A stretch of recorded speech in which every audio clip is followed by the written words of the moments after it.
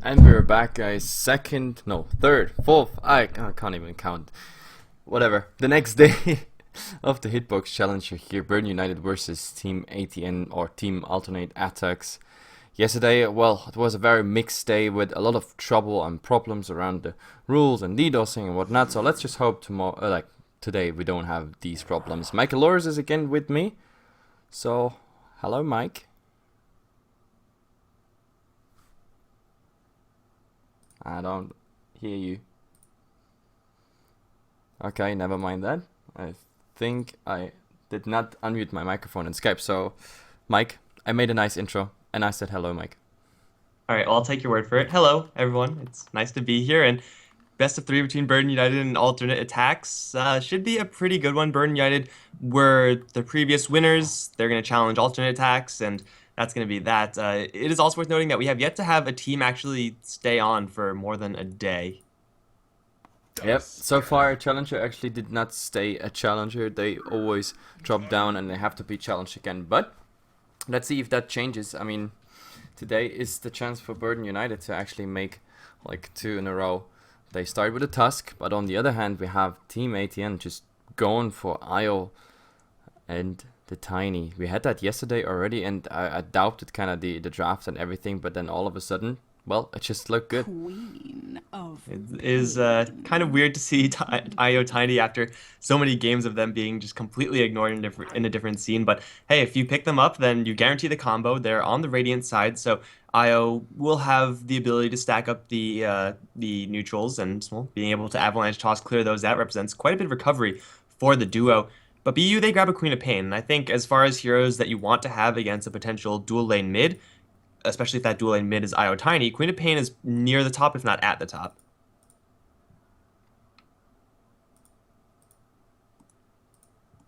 Right? Are you muting your microphone again, dude? No, it's just starting some stuff. Like there's so much in the background going on. Jesus. I'll just keep going if you're busy, dude. I can I'm go all day. always hard with the multitasking, you know.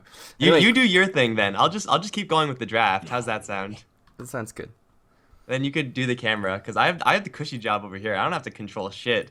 It's great. For Burn United, Tusk is the first pick, Queen of Pain as the second. Obviously, Queen of Pain, as I just said, good versus the IO Tiny combo. And Tusk is just one of the most flexible heroes and one of the most varied heroes in the game. Like, you don't very often find a hero who can either be played support or off lane and also has insane defensive and offensive skills. Like, the defensive power of Snowball up against an IO Tiny is not to be understated, as if they are going to be relocating in, Tusk will have the shards to potentially block off someone's path. The Sigil is a pain in the ass we're trying to deal with, who doesn't exactly have a lot of attack speed to begin with. But just being able to snowball, potentially save an ally from an Avatos combo, yeah, the value is certainly there for the Tusk, and they will have to look towards their lanes, of course, as both sides. Probably just going to be banning out these support. Disruptor to protect this IO's relocate, and then Burden United actually, curiously enough, getting rid of the Bane and the Skywrath Mage. Heroes that are occasionally seen, heroes that typically tend to be very good versus the Queen of Pain. But at the same time, their rarity or the rate at which we see these heroes making these bans a little bit weirder, as there are still quite a few powerful heroes in the pool. Clink's not necessarily the one that comes to mind. It is, a hero that we've been seeing a little bit more. The ability to shred towers, being able to literally two-shot heroes like an IO once you grab a Desolator. It's hella dangerous, and Alternate Attack's just going to be a little bit too scared about grabbing that one, but BU can always grab someone like an Earthshaker, and then they will still have a response, a pretty decent one, to the IO Tiny relocate. But we'll see what Alternate Attacks actually want to grab up at the moment. With an IO Tiny combo, there really is no strategy that you go for thereafter. Like Clockwork would be a really safe pick, just being able to have the Clockwork on the roam, find a target, hook shot, then you're good to go with the relocate. So heroes of that caliber should be really nice for them to grab, although Shaker is Shaker, and you're probably going to be grabbing a Shaker because, well, he's an Earthshaker. If you do rotate the Earthshaker into the mid lane, Land of Fissure and Queen of Pain, Avalanche Toss combo is guaranteed to land, and now Alternate Attacks have flexibility enough to go for a defensive tri-lane that will be very hard for Burden United to dislodge, even if they should grab someone like a Darkseer, who at this point seems like a pretty reasonable pick for BU. They can also go for someone like a Bounty Hunter, and then just have, well, I guess they could they could probably go for both. But Bounty Hunter with Queen of Pain as the heroes to snowball off of that track, and Tusk both to literally and figuratively snowball off of that track. You could very easily snipe heroes like Earthshaker, like Io, and even to a lesser extent Tiny. Like, he is very resistant just because he will have generally an Io right behind him. But before the Craggy Exterior comes up, you could very easily bring this hero down if you play your spacing correctly. So it really just depends on what BU favor most. Whoa!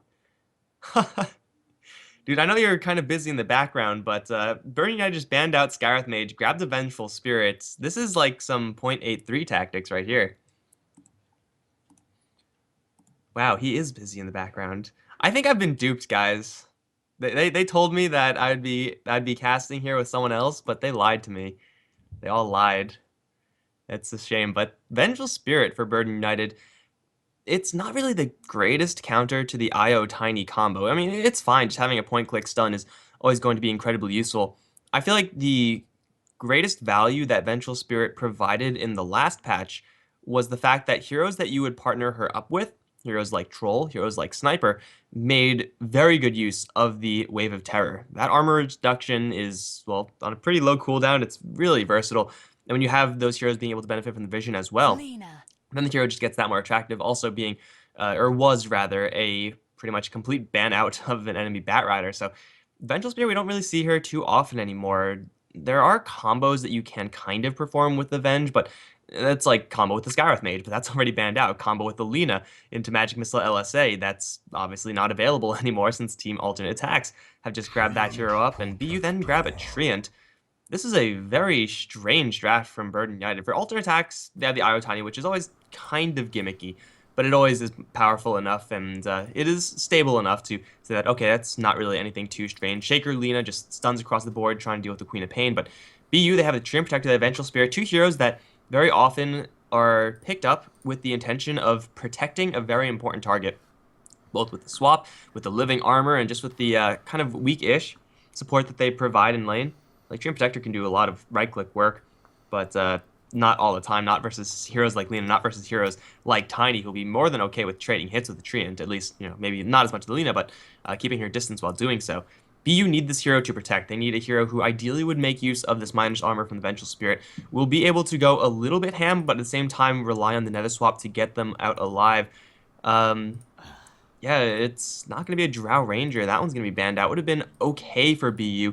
Nothing fantastic. I don't really know. Like, maybe they do want to go for a Troll Warlord. Maybe they do want to go for a Sniper, because it seems like those are the real types of heroes that would benefit the most off of this type of draft. And I'm back. I'm sorry for that. I just noticed that, I don't know if you saw the intro videos, they were like not showing full FPS, and then I checked the temperature on my PC, and then I checked the temperature in my room, and when it showed 34 degrees, I was like, oh, okay, maybe I should put the climate on, which I just did now, and yeah, that took a while. I'm from America, so I don't know, that doesn't mean anything to me. It's hot, let's just say. Yeah, I'll take your word for it, because it doesn't sound like that's an issue that you would have if your room was cold. Anyway, Ember Spirit as the last one here. Okay, that's interesting. So this IO Tiny Wisp in the mid, we're gonna get the Ember Spirit. And is this an offline Earthshaker then, with only the Lina for the Ember Spirit support? Yeah, it seems like that's a possibility for alternate attacks. Maybe they have enough to go for offensive tri-lane, but Ember Spirit in like the mid lane or something like that. But 9 times out of 10, Ember Spirit's gonna be safe lane. This is a fine pick, I think. Like, BU don't have a ton of CC, and really Ember Spirit just as a hero gets a lot better when enemies don't have any crowd control. I don't know what BU are actually trying to angle for right now. Like, now that the Ember Spirit is actually picked up, alternate attacks have so much mobility and effective range that even though they do have these protection heroes like the Venge and the Treant, they have to do so much protecting. Yeah, this is, I don't know, like the core they come up with right now has to be really strong. Like, as for push on ATN, obviously they have the Tiny, that's good. Especially if the Argana Scepter is coming up, you can't really save anything there with Living Armor. When it comes to the early roaming and everything, then it's absolutely nice, because that Living Armor is eating away a lot of hits, so I definitely like that. As for roaming, they're all set, I think, with the Vengeful Spirit and a Tusk. That's a double stun and lock-in even with the Ice Shards, but still, like, I'm a bit afraid of the second core. It has to be really strong, and he cannot have any lapses in farm. This is where you're looking at the weirder carry heroes, right? Like Faceless Void style carry heroes. Like not Faceless Void, he doesn't really work with Burn United's draft.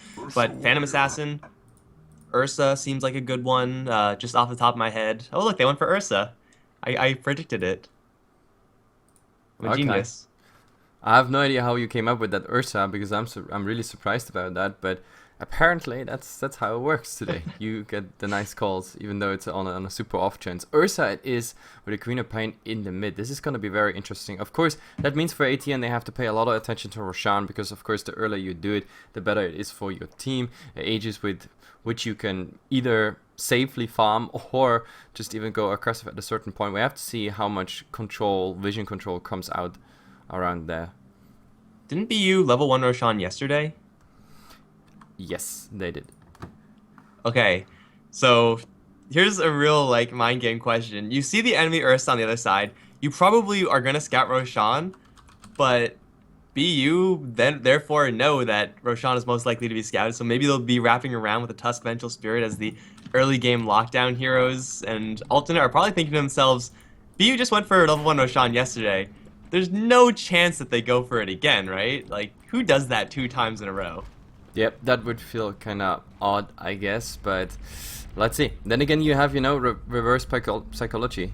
Like, maybe you do it twice, and maybe that's why nobody is bothering. Nobody's there to check, but I don't think so, because the Ursa is already heading top, so no, this doesn't really look like any Roshan attempt, but, well, ATN does the usual thing, just clearing out the trees for the stacking and everything. Everybody's wishing good luck, have fun, so let's just take some 3 minutes to introduce your teams.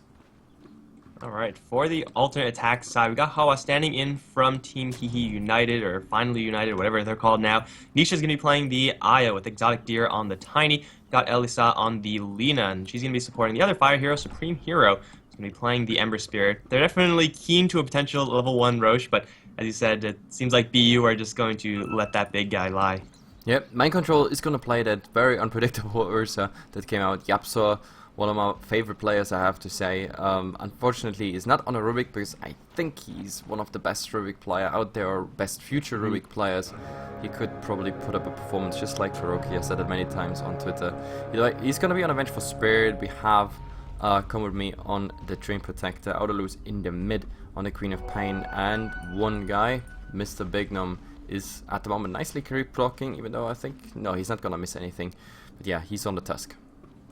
And Autoloo is actually Hook, who is at one point on Balkan Bears. I don't know if he's still on it. I haven't really been keeping up with them. So, they have a pretty good series of heroes right now for BU, and he is going to be going up against 2 heroes in the mid lane. The Bounty Rune definitely going to help out. The Salve is there, so they have extra security, and, well, the pausing starts early, dude. 24 seconds in, you got to have that disconnect. Yes, that's good. That's going into what we pretty much ended the day yesterday, which was very, very unfortunate and tragic, to be honest, because it really influenced the outcome of the game. Let's just hope this is not the real deal today. I told the players explicitly today that, yeah, the rule set is up. There's unfortunately no postponing, even though I really wanted to. But yeah, we have to play it through. But again, we can wait. At least till the second time slot today, we have some time, so we're gonna be patient and hope that everything gets fixed on the way. Maybe that was just a computer crash or whatever. So he's back, everything's fine. Alright, so it is going to be a nice and safe resume. Bignum on the Tusk on the bottom lane. It's usually going to be a pretty resistant hero. This is actually a pretty deadly combo, Lina and Ember Spirit. It's perhaps a little bit clunky since landing a freehand LSA is never exactly the easiest thing to do, but Ember Spirit is typically going to get pretty close to the creep wave, and Bignum is going to have to get close to the creep wave as well if he wants to get last hits, which he should in this lane. That means Searing Chains may very well land out of the blue. And then if Elisa is there for the follow-up, then Tusk is going to have to snowball, and he's going to take a little bit of hurt. So Bignum should be fine while Lina is just, getting the pulls, getting the stacks going. But while she actually rejoins the lane, once she grabs level 2 especially, then this Tusk is going to be in not the worst situation, but still a situation you would rather not be in. Well, one of the 2 CCs you can pretty much dodge with a snowball, and then you have to just deal with getting out. But at the moment, Alina was very persistent, not hitting that Light Strike array, but still the harass damage is there, so everything is kind of fine. It looked like he wasn't Light Strike array though for me, but yeah. Whatever, man. Sometimes the animations are going to be playing tricks with your eyes. Tusk is very coolly gonna dodge that one. Not even breaking a sweat there. Up towards the top lane in the meantime. Well, actually down towards the mid lane instead. Autolose Hook is already getting into a fight against this Tiny, against this Io. Returning quite a bit of damage into the Io, but yeah, even with the living armor, Queen of Pain is gonna get roughed up pretty badly. This top lane versus an Earthshaker off lane is, I think, one of the weakest lane controllers that you could possibly grab up. And, well, just having a Vengeful Spirit here is probably going to be enough to make Hwa's life a little bit difficult, especially since Magic Missile into Earth Shock into just Fury Swipes, it will kill off pretty much anyone, let alone a Shaker. Yep, and the rune bottom is not taken yet. It could actually be a Bignum versus the Light Bulb. We have to see. At the moment, Nisha is on the way, but I think he sees Bignum there. He's going high ground. He's given up on that rune. He kind of missed that 2-minute timer. They could have gone earlier. Both of them, actually. Bignum in a sandwich with the Lina on the right side. Maybe, well, Autolose Hook. He's going to have to blink out once again. You have the Tiny move there as well, or Tiny, goes to the top lane. You get a lot of rune control by having a dual lane mid typically. So having the first rune go towards the Tusk, it's not the end of the world. It's far, far from it, but it's something that really shouldn't be happening when you have so many heroes that are on this bottom half of the map. Like, the Lina could be going for it, and or the Io could be going for it.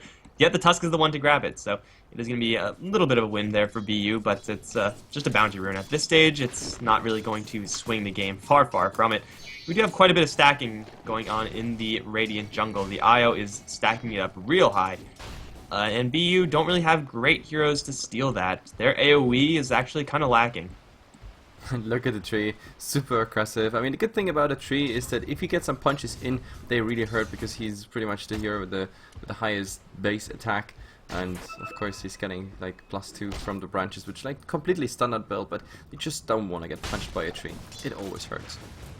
I've personally never gotten punched by a tree before, but it doesn't seem like something that I would want to be doing. I don't know if you have experience in that. Maybe things are different where you live. But Treant Protector is usually not going to be able to do this because offlane heroes like Darkseer, like Clockwork, will be like, oh, there's a Treant trying to hit me. Well, I'll just pop my Ion Shell, I'll just pop my Battery Assault, and then I'll just go toe-to-toe. But if Earthshaker tries to do that, he will just lose. The difference in base damage here is kind of disgusting, as Earthshaker is down 40 base damage underneath the Treant. We're going to have a little bit of a fight as Misha going to take some damage. He has a full bottle, but they will secure this DD rune up towards top for the Queen of Pain. And Bignum, once again, is able to grab the bottom rune. So runes across the board just going slowly but surely more and more in favor of BU. Absolutely. I mean, this was a nice combination, but the Io, just as the magic missile was flying out, was already going for the tether on the Tiny. Therefore, she really made it out. If the right clicks came in, that would have been a dead Io and a first blood right there. But so this way we go in a relatively uneventful laning phase as such, because top the Treant Protector, I don't think he can actually do anything against the Earthshaker. Worst case scenario, he's just fissuring. Bignum at the moment is trying to like interrupt as much as he can when it comes to these pulls. The Lina, of course, going for the harass, but the Ember not bothering. Really, that mid go on the Io was at the moment really as close as it gets. And look at the Tiny, he's getting so much damage here. It's crazy with the right clicks on Autolose. That's insane. He already has a magic wand. That's a little bit curious. He's going to try to go for Autolose right now, but Hook is more than happy to stand and fight because YapzOr's right there with Magic Missile. Bottling going to keep Exotic Deer very, very healthy. He has sticks on himself and on the Io, and that'll keep him, again, super healthy. And Alina's actually going to TP in. It's a pretty successful minor rotation there from BU, just putting YapzOr in that lane, throwing out a single Magic Missile, and forcing out a TP. So trading mana for gold is always something you want to be doing in Dota, and it's something that YapzOr got away with. Unfortunately, he doesn't have another Magic Missile right now, but Hook is having a pretty decent time in lane. It's slightly behind the Tiny CS, does not have something like stacks to fall back on, but hey, the Queen of Pain up against 2 is having a great time. Now Bignum down towards bottom. He's going to take a lot of damage from Hero with level 3 Searing Chains, but man, he's level 4.5, 5 minutes in. This Tusk is getting a lot, and especially when you compare him to the amount Earthshaker's getting. Yep, no, he's doing absolutely fine. Both offlaners get relatively decent experience. Of course, the Earthshaker a lot less because the Treant Protector is really going full aggressive on him, so Tusk is like 3 levels ahead when it comes to offlane soaking. The Earthshaker, well, he's trying his best. I think he really has the maximum experience you can get in such a lane. Come With Me is so persistent, and the only thing he needs is, of course, a tiny bit more mana so he can spam a bit more of his living armor. But still, the living armor was healing up a lot so far blocking also some nice damage. It's helping the Queen of Pain pretty much staying in that lane. The tree is always that global player, so helping you pretty much having also like a semi-dual lane pretty much. Ooh, mind control. Going for a Hand of Midas on Ursa. It's 6 minutes in, so getting Hand of Midas on any hero this fast is, not too bad. Ursa is definitely a hero that uses the experience and gold very, very well. And actually have Hawa caught in a corner. Leech Seed is available. Fissure will hit onto 2, but the Leech Seed comes out first. Now the Earth Shock. Now the swipes. Wow. There was an Earthshaker there. Mind control jams it home with 3 attacks. Just the wrong side, absolutely the wrong side. The Ursa should have been in the north of that fissure and it would have been all fine. This way, of course, Earthshaker going down for the first time. He was really trying to grab some experience. He's fast back on lane and he's not gonna miss out on too much here that's coming his way. But still, like, off lanes in comparison, the Shaker struggles while Bignum is having a good time. He had to go back, but now he's joining the off lane again and soon we deal with it, Walrus Punch. That is going to be really dangerous for Lina to deal with. First of all, she is getting quite a bit of experience as she's been pretty much purely jungling in this game with like pulls and whatnot. But even to a lesser extent, hero, like it's a hero with it's a Ember Spirit with 2 armor, and Walrus Punch is going to hit very hard. The Flame Guard is going to keep him safe versus the Snowball versus the Shards to some degree, but still, if there's an Ursa there, then Ember Spirit just has to get out. He cannot afford to stick his ground versus an Ursa, really at any time during any given game, and this one is not an exception. We do have Yapzor on the roam right now. He's going to walk right past the Illusion Rune because no one likes Illusion Runes, and he's going to look for this Earthshaker, who is completely out of mana. He may eat his mango if he wants to try to get a fissure out, but he's going to hit with the first stun. Magic Missile, there's the Leech Seed. Shantone's going to slow down mind control for a barely second, and that's going to be the bear to get yet another kill. His Hand of Midas is completely paid for in 8 minutes. Yep, absolutely. I mean, he got it in 6 minutes, so you pretty much run the same philosophy. Oh, I think bottom, there's a go on the Ember, and it looks like Bignum was doing very nice against that Ember. Now he's of course struggling and trying to run away, but there's just not enough left on Bignum to actually kill him. Lina also has to be careful, like they have not enough mana for the Leech Seed and also no mana for say the Magic Missile, but they try to like divert the creeps a tiny bit, so they go for the tower, but I think that's a bit too early and a bit too aggressive. Like those creeps, nope, they're definitely going down. Oh, Elisa's gonna get hit with a lot of damage right now. Just a Magic Missile and right click. Here comes the relocate though. They're kind of walled off, so Come With Me is going to walk down to the south. Living Armor is going to hold for a little while longer. Nisha gets tossed towards Yapzor. He's going to grab the tower and is probably going to pay for it, but having presence mind to grab that one. Actually, no, going to get the stun out. Toss is there, but there's nothing to toss. Avalanche is going to come up. That's going to connect. It won't do enough damage, but the toss will. And Treant Protector wanders all the way down to deny himself to neutrals. Yep. Tiny gets a kill, but the Vengeful Spirit grabs the tower, and that's so worth it for the Vengeful Spirit. And also at the same time, Queen of Pain engaging here in the mid. It was pretty much 3 separate fights across all the map from the north to the very south. The Treant Protector, I really wanted to see that chase because the Lina was so resistant top. There's a nice little go on the Ursa, but yeah, Ursa's new ultimate, it's reducing damage taken so much, so that's not gonna happen right there. But there's also a nice little engagement here. Bignum versus the Ember Spirit. Walrus Punch in the face. No Flame Guard, no nothing, but he can just still go back, and that should just do the trick. He did not go for for the build with BUTs or anything like that, but he's gonna grab a new rune, a bounty rune here bottom, while top the IO is gonna grab a double damage rune. Okay. The only real benefit to having an IO with a double damage rune is that the blue effect is impossible to see, so you may take extra hits from a DDI before you realize he has a double damage, but that's probably not going to be super relevant, although they're going to try to get a dive into Yapzor. Hero is going to circle around, Avalanche, toss available, that'll crater the Vengeful Spirit. He's going to die super quickly, and it's just the wrong place at the wrong time with 5 heroes actually in the mid lane for alternate. Now Hook is going to come in, has no Sonic Wave though, and it's still a lot of heroes going towards mid for alternate. This is leaving top lane to freely be farmed up by Come With Me. He's getting some extra experience now as he does grab his level 6. Yep, and Tiny gotta be careful because Aurelus, he doesn't like that his lane is getting pushed that far. Like, he's, I don't know, posturing there and he's waiting for someone else to come. The Ursa at the moment in the jungle trying to stack here. The creeps are a tiny bit stuck, but it should still be fine. There is a rotation top. Oh, relocate as well. Oh, look at the Treant Protector on the wrong side. So much damage coming his way. And that's another kill here for ATN. Clean play, clean relocate. Treant just not respecting the relocate. It's sometimes just, easy to forget that that's a skill that you have to worry about, but any hero really shouldn't be farming this far up. The only hero that you could probably get away with it is someone like an Ember Spirit who has a free, clean jump out. But Stream Protector, he doesn't even have Nature's Guise. That's just not going to happen. Roshan, Mind Control, Yapzor, they really want to go for this.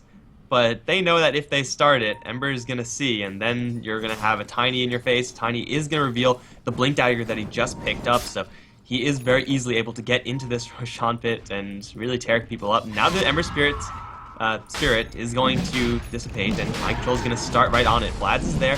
He has Handamitis available to him, and that's kind of rough to see, because he won't be able to actually cash that one in for quite a long time. Absolutely, and well, the Ember Spirit now finally also finishing the drums, which is kind of the standard build, like face boots, drums, giving you some stats, giving you some right clicks, and from now on we have to see what is he going for. Is that, I don't know, going for example into the Battle Fury, something like that. Maybe it's also one of these Maelstrom builds. We don't know yet, we're gonna find out soon, but first, Queen of Pain in the mid. There might be a go on a Tiny. Actually, Tiny doesn't have enough mana to actually protect even himself right there. They still want to go for it. Now the IO is finally healing him as well as pumping in full of mana. There is another rune, but that comes like in 1.5 minutes, so that's no option. They have to be really careful.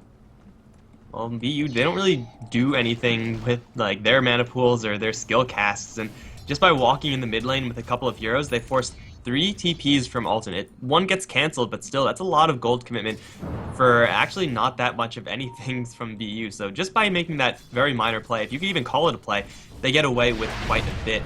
Lina's making herself look tasty over in the mid lane. There is dire vision here, no radiant vision. Hawa is there with a fissure, and if Queen of Pain decides to blink in, there's going to be a Laguna Blade waiting for her. She really wants to go in a situation like that, but you really can't afford to make that play. Meanwhile, Ursa is still farming it up, has finally used that Handamitis at 1,800 gold, top of the net worth chart, even after Tiny's cleared out, what, like 9-10 stacks of creeps. You think he goes for Mind Blink Control is Dagger, going by to the go way? like Blink Dagger. Yeah. It's, I mean, there's just 2 options we have. It's Blink Dagger versus Shadow Plate, and we pretty much see it in like a 50-50 ratio, even though the Shadow Plate Ursa is slightly declining overall. It seems like just Blink Dagger getting on top of an IO.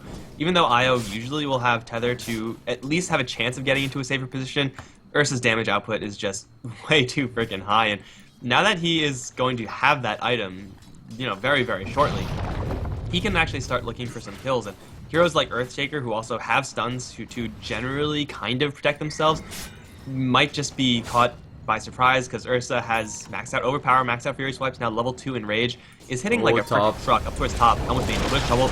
There's the Overgrowth. So buy him a little bit of time. Here comes Bignum. Gonna help out a little bit, but Exotic here still has the blink forward.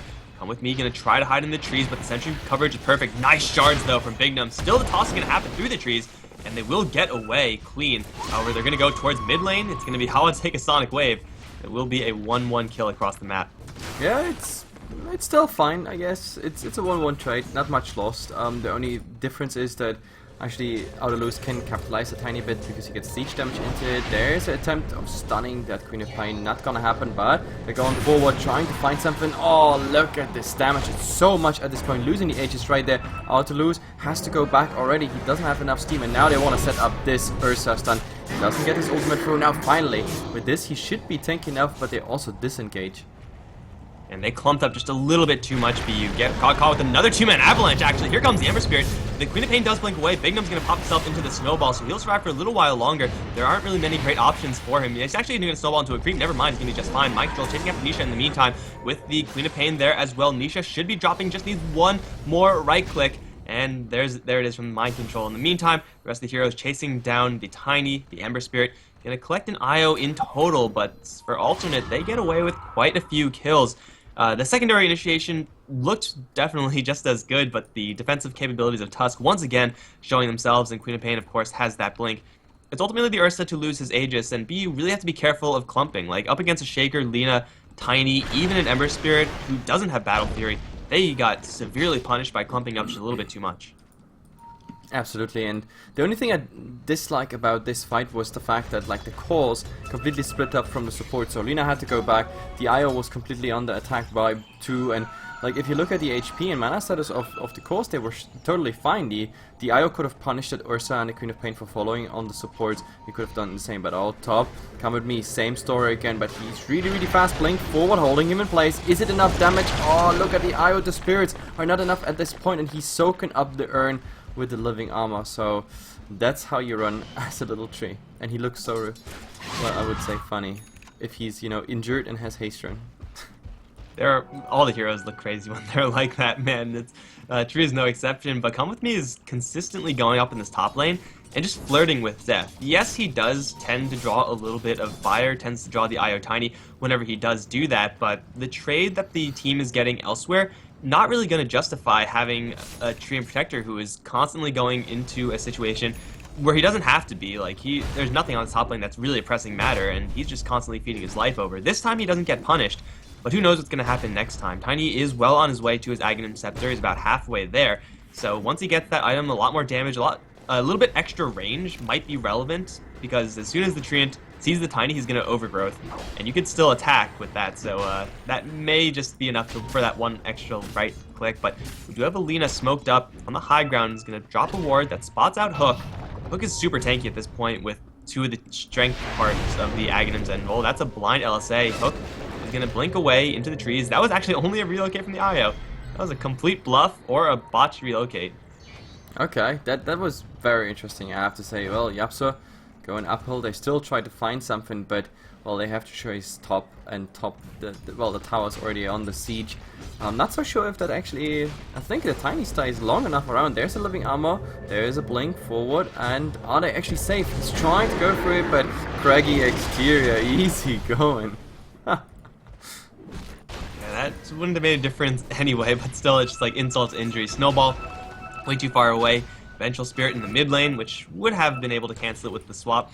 Exotic Deer goes right towards mid, has a Blink Dagger still, and now here comes Nisha for the heals, so he'll be just fine. BU trying to make some sort of rotation, just coming in a little bit too late with the wrong heroes. Ursa, just as a hero, is not that good at dealing with Tinies, especially once the craggy exterior comes up. You need a BKB as Ursa, and yes, he is going for that. But then, like, after that BKB drops in duration, you have a very short window where you have to kill off the Tiny, and if you don't, you probably won't kill off the Tiny. Yeah. I'm also surprised about the tree's items. I mean, going for PTs, by now he had the chance to actually grab a Midas, in my opinion, because it's really good. Over time, you managed to get the Aghanim Scepter, like maybe even a Medallion, even though that will most likely be Vengeful's job, but Vengeful is not really farmed either. Tranquils and a stick.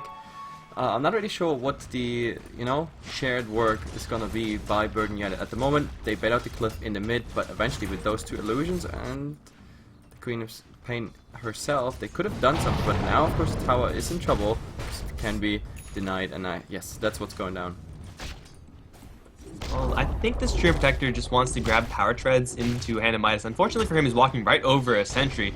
He's going to get tossed up, and he's going to get dropped super quickly. So he had 1,300 gold, now back to 1,000. Ursa can do, again, nothing to help out.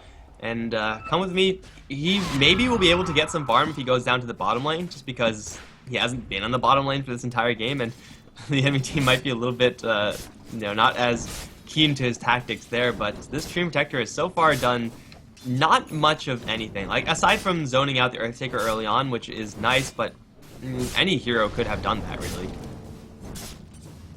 Absolutely, and well, Roshan is of course something we have to always observe. Right now, there is like 5 seconds, 10 seconds left, something like that, till we know the final timer, so eyes on that one, because you have Ursa on the team, which means, yes, you can pretty much do Roshan whenever he's up, and by now, of course, he can also solo it. He has enough stats, enough attack speed, he has lifesteal, everything is fine, and Roshan is gonna be up in a very short amount of time. This is less than a minute, so we only have plus, what, 30, 40, 50 on the normal timer, and that's very good. Like, the earlier Roshan respawns here, it's always good for Burden United. Just because they have an Ursa, however, even though it is technically going to be favoring them, very slightly so. At this point, Alternate definitely have enough to actually contest this. Their Ember Spirit should have a full Battle Fury flying out to him, and he does. So, you know, clumping up the Roche Pit is going to hurt that much extra. There's also the Cleave up on the Tiny, so 2 Cleave effects now on the Alternate side. Earthtaker doesn't quite yet have his Blink Dagger, but it's an Earthtaker with Fissure. That's just sometimes good enough to crash a Roshan Pit party. Mind Control, again, has to be doing this by himself, but the Ember Spirit's been sticking around this bottom lane. He's going to occasionally, or he should be occasionally throwing those remnants in the Roshan just so he can get vision. And at that point, Mind Control, like, he isn't going to want to do it under vision, but he will have to if he goes down there. It's an awkward situation to be in as an Ursa, and he might not actually get the choice if this IO Tiny once again rotate up towards top, and they're looking for probably the tree, but they're going to find an Ursa. Yep, the Ursa, if he actually gets his ultimate off, and should be relatively safe, but I still think they're gonna jump on him, so Mind Control, be careful right there. Nope, they're not gonna jump on him. Tiny just showing, and that's pretty much it. When it comes to, oh, never mind that.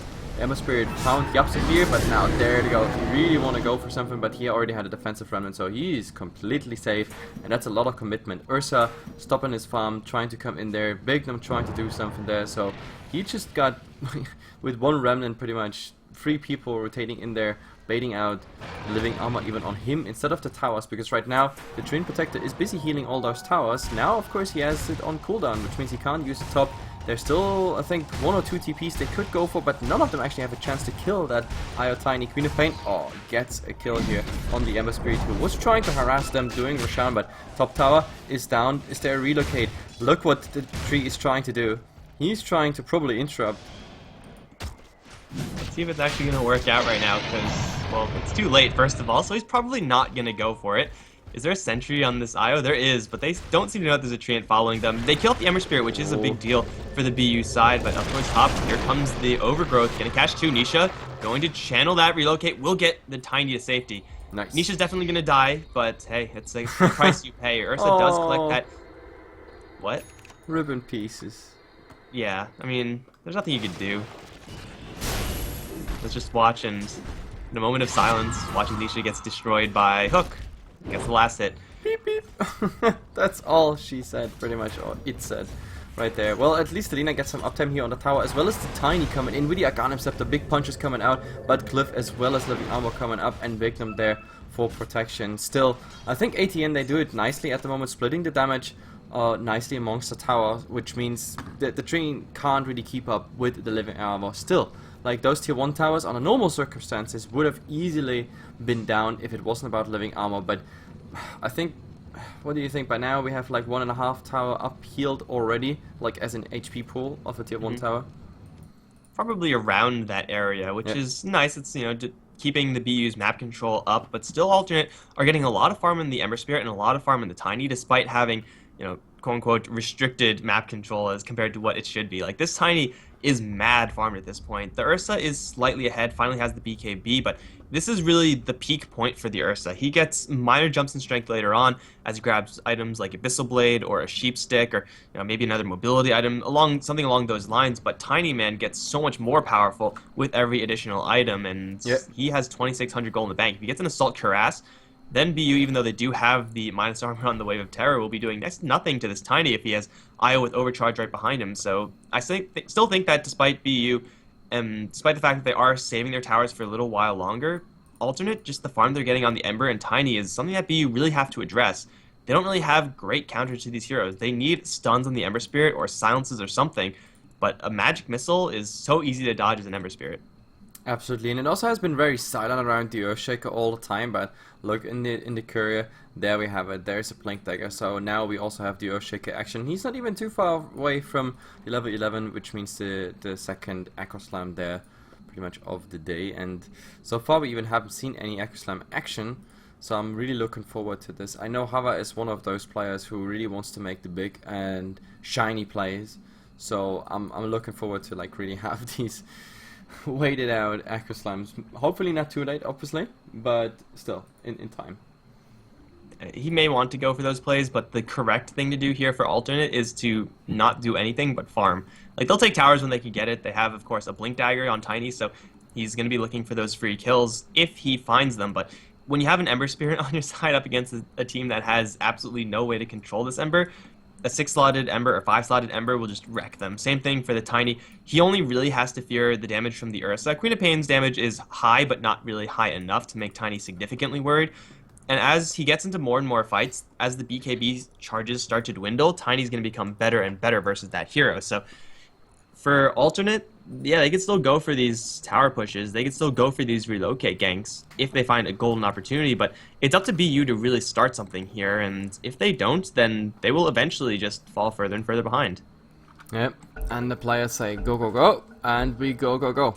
The chat was also talking about like how Radiant has like a very nice late game and everything, and I have to agree. I mean, you already said the Tiny, if he's going for the Assault Cuirass and he's tanky enough, we might even see a BKB just because he can't be dependent on the IO all game long. But then the cleave, it's kind of hilarious. The only thing they have to really worry about is of course the Ursa. If the Ursa's locking on, and he has now the BKB, that's kind of bad, so you don't get stunned by Craggy Exterior. But after that, if you kite the Ursa, then I think it should be completely doable. And while all this is going on the Tiny having good farm, we have the Ember Spirit. By the way, Ember Spirit, I think they are looking for him, but they're wrapping around, going back into the mid, but they do not see that it's completely empty there as the day breaks. 6 AM in the Dota world. They have good vision, but everybody's under the tier 2 tower here. Look at the blinks, they see them, and they jump forward, BKB on, and there's nothing he can do. Even Delina has to be careful. Now there's the snowball hitting her magic missile from the high ground, and I did not believe it, but that smoke was very effective. Casual tier 2 tower dive, no big deal. Like, they walk in, they walk out. The end result as far as damage taken is pretty much 0. Up towards top though, come with me. Getting up to his similar shenanigans is trying to bait out a couple of skills. Exotic Deer and Nisha can take with Sonic Wave. Ion in a little bit of trouble. Will get dropped by the Queen of Pain. Now Hook gonna try to go for Exotic Deer. There is no more damage here. Swap not in range. But he did the right thing though. It seems Luke's close for Yapsor, but either way they do get away with murder. And down towards bottom lane Hero, he's gonna now get into a fight with Bignum. Walrus Punch is there, but this Tusk, he has no mana for a mech. Hero should have a jump out. So, right? He has a jump out? Okay, there it is. He's getting really low. But he will get out of there just fine. Yep, and he even had the mech heal still, so that's all fine. Ember Spirit has to go back. Still, Tiny did the right thing because like they popped earlier the sentry ward just against the Train Protector, and that was a nice observer ward here. And before he TP'd out, he was actually going for the ward. It was kind of a risky play, but yep, he went for it, so it's all fine. Top, we have the Dream Protector sitting there. Tiny is alone, so you gotta be, of course, a bit careful. The Dream Protector can hold you in place, and then the Ursa just jumps in with the BKB. However, he doesn't have a TP, he's far away. Is he actually going for BUTs or something like that? As Ursa right now, you might as well go for it. I think BUTs too on the tree. That might be something. The what? BUTs 2 on the tree, not BUTs 3 on the tube. Oh yeah. I was like, the Treant is not going for travels. What the hell are you smoking? No, yeah, being able to travel to an invisible unit like that is big game. Yeah. And if the Treant is consistently going in the top lane, then he can very easily set up Oh, in the mid. Exotic Gear though, he's gonna go straight for Yapsor. Fissure is there, Glimmer will save Yapsor a little bit of time, but he's perfectly chain stunned. He's not going anywhere anytime soon. Even with the missed LSA, maybe he swaps one out. Actually gonna take an excellent. Now the Sonic Wave over 3. Yapsor still alive with the mech. Is going to set up for a kill for Hook. Now Bignum's right on top of Powell right now. He's going to get some help from Hero, and now Bignum 1v2 will grab that kill. And it's also the Ursa to initiate from the south end. It's a 3-for-1. The Vengeful Spirit with the magic missile into the Glimmer Cape, with the mech coming in from Tusk at just the right amount of time, baited alternate really far in. They didn't want to go that far. And this was even without the Ursa. The Ursa was about to join that fight, and he could have had pretty much like double damage kill there. I mean, he got the IO of course on the way back, but I mean for the initial fight, the Ursa could have just joined and completely cleaned house there. Like they were out of steam, ATN there, and it's really just good for ATN that they were not there when the Ursa was. But oh, look at this, mind control jumping forward and pressuring even that Ember Spirit. At this point, the Ursa with a long BKB, he can really just go free and full ham. The Tiny doesn't have any vision whatsoever. He doesn't see Come With Me, and Come With Me is so persistent. And also going straight for that Arcanum Scepter. No Midas needed. Yeah, he'll eventually grab that one, since sooner or later someone's going to get tired of dealing with this Treant on this top lane. But back to this Ursa, having long duration BKB, it is certainly very nice, but BKB in this particular game up against Tiny is so much more valuable than usual, since it will actually let him kill off the Tiny. Otherwise, Crag Exterior is not something that Ursa really wants to deal with. So, like, even that dive in the tier 2 area in the mid lane, he used BKB to take down an Earthshaker, take down Alina. It's nice for the Ursa to get those kills, obviously, but if he uses the early BKB charges in such a fashion, then he will be kind of ill-equipped to deal with the Tiny later on. So Mikelorus really has to be careful about when he uses these BKB charge. If he wastes one, then it's just a disaster in this type of scenario. Yep. How often did that tier 1 tower in the mid now get healed up to full HP with living armor? This is getting ridiculous. I mean, this is 13 HPS from the maximum living armor. Like, that tower was many times on like a third of the HP and always getting back up. Roshan, how much is Roshan? 2 minutes. Oh, that's still quite recent, that kill. It felt longer ago. However, look at this. Like the frozen sigil is such a cool thing, actually. Even against ancients. OP. Meanwhile, people are dying. Lina is going to get dove under the tier 2. That's another BKB charge actually being used by the Queen of Pain. That's a 9 seconds. That's really costly for just a support Lina kill. Again, nice to get these kills, but they really have to measure what they're expending in order to get that small amount of benefit. And I don't really know if that one was worth it. I don't know. Look at this. It's going to be close. Ouch. This really hurts. If he wanted BOTs too, and he could go for Come With Me, that would work, but maybe Come With Me might be dead by this time. Look at it, he still has his ultimate, but the punches already coming in. This time the ultimate did not help him there. He didn't even get through. It was pretty much killed in the cast animation, so yes, not working this time. And if he grabs an Aghanim Scepter, it's not really going to mean he's suddenly going to survive that. With the Assault Cuirass being picked up on the Tiny, just the additional attack speed and the minus armor, it's small amounts of offensive power up against this Treant Protector, but it's just enough to get the kill, and they're going to hang around for perhaps a little bit too long. They get on top of this IO, it could just be all over. YapzOr going to look for a wave, going to look to spot out this IO to cancel any relocate out onto Exotic Deer. Nisha's going to straight TP out, Mikelorus going to get right on top of him, gets a bash as well. That's IO down, Exotic Deer will straight TP out. Luckily for him, the wave was not going to connect on himself, so it's a big rotation from BU to take out just an IO, but they do get the kill. But come on, I mean, that blink on the IO, that was kind of unfortunate. Like, he really, point blank, ended up on the IO, like, already buffed up. And that was, yeah, on the second hit he got the bash. That was very unfortunate, because the TP was already channeling. However, IO's going down. It's the best case scenario for ATN. They couldn't fight, so having only the IO to die and not the Tiny, that's of course nice. So the Tiny now having the Assault Cuirass and Roshan back in 40 seconds, so this is number 3 then, which means we have Cheese also in the mix. But Ursa's inventory slots are kind of jammed up. You don't really want to get rid of any of this. You cannot get rid of the BKB. You might consider putting the Hand of Midas on the courier for a little while longer. But I'm going to get into a fight with Exotic Deer right now. LSA will hold him out, but here comes Mind Control. He's ready to use his blink to get a bit closer. And it looks like he will not be able to get close enough. So he'll be backing off, but yeah, Roshan is going to be up very shortly, as you said, and Mind Control should be able to take that one out by himself very easily at that. Once he gets his Abyssal, then killing off the Ember Spirit is going to become so much easier. He's been super elusive over the course of this game, but Mind Control just with the Blink Abyssal and then his Overpower combo, it's definitely enough. It's probably enough to kill the Ember Spirit like 2 or 3 times over. Absolutely. So Roshan is back, Ursa cleaning out the Ancients, cleaning the wave. He has 1.2k gold, just bought the Basher right away. I was talking about BOTs too, just to get always on Come With Me, because it would be so hilarious. He's always in a very much frontline position. He could easily just scout out, Ursa going on it, popping BKB, killing the target, TPing out. Running out. I mean, not TPing out obviously, but Jesus, like it's a combination I really want to see. Let's see if this has happened this game. For now, we get the Aghanim Scepter now on the Treant Protector. That is horrible, because at this point, let it begin. Eyes in the Forest. It's a damn overpowered ability in my opinion, because you can really just, the cooldown on it is so low, you can completely ward up the entire map. You see every single thing. Like, at least Alternate have great ways of killing off trees, right? Like, Yes. they got LSA on the Lina, they have an Ember Spirit, they have an IO. They actually have a lot more ways of killing off trees than any team should, so though it is certainly very nice to have this extra vision, the extra vision isn't going to stick, and while the Treant Protector is on these warding missions, he may get picked off by the IO Tiny combo, as he so often has over the course of this game. The vision, of course, is going to start, and we'll see if Alternate are going to become keen to this one. The Treant Protector, obviously, the more he remains hidden, the better this is going to be for the BU side, but with this Aegis in tow, everyone minus Mind Control, they're going to be grouping up, looking for this tier 2 tower.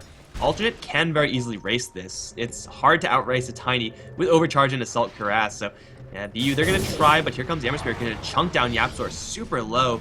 What with just one spell combo. Still, the Ursa has not made any sort of rotation in, so GG Tower should survive. Hook also has to be super careful right now.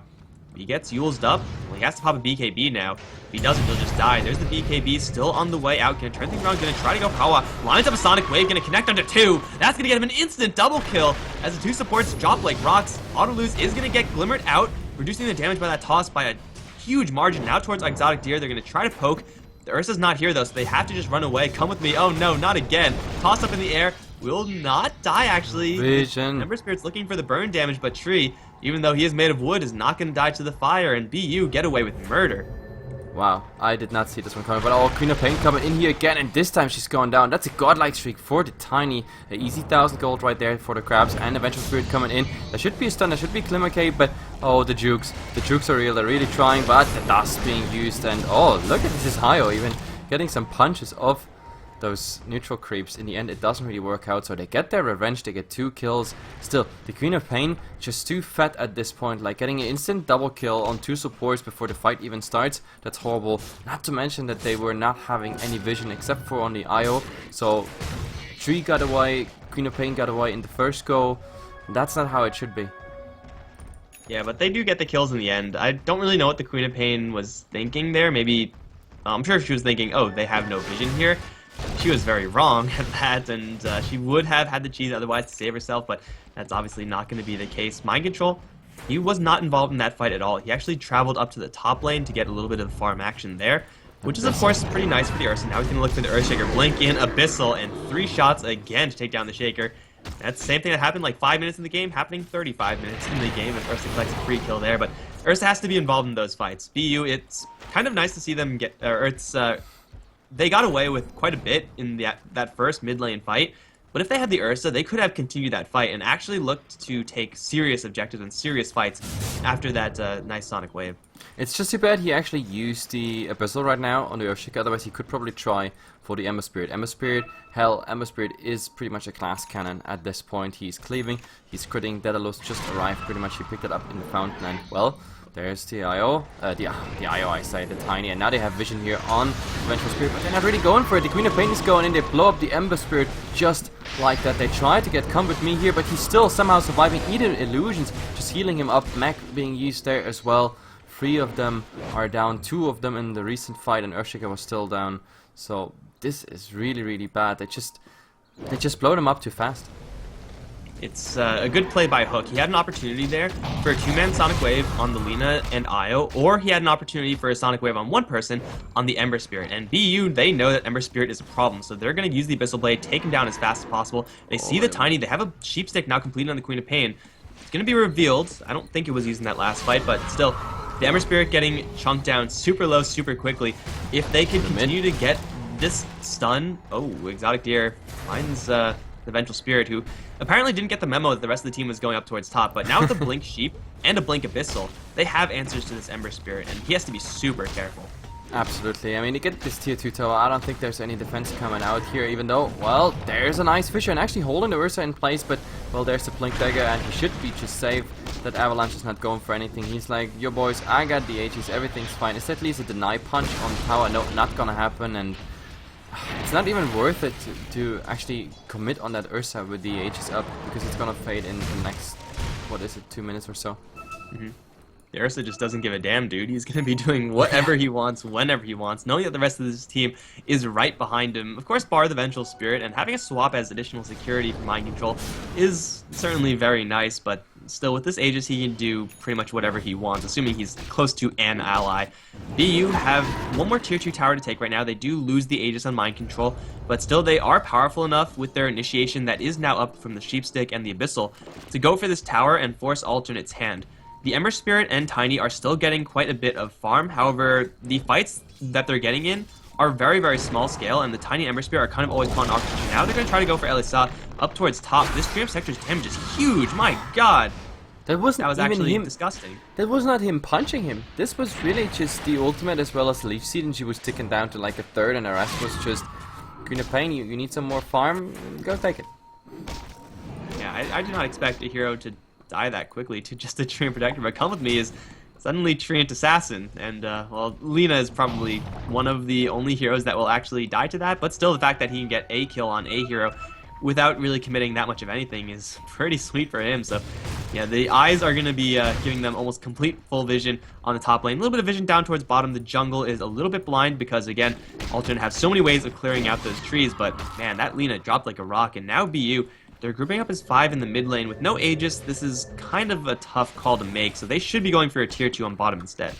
Yep, at the moment, Burden United is looking at almost a 10k advantage right here, and that means, well, I mean, you see it already on the map presence there. They're going tighter and tighter with every single step. You get more and more established vision on the map simply because of the Treant Protector. You can't even eat as much trees away on a 25-second cooldown thing.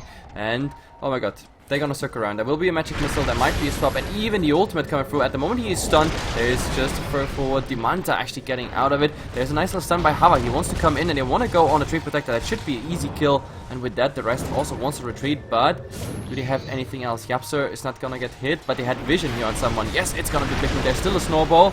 He's gonna buy some time, but eventually I think he's going down right there. And now, okay. I was just about to say the punches are coming in, but Lina was not patient enough. Lina can offer some punches with lightning blades. Yes, and that seems like a pretty good way to punch things.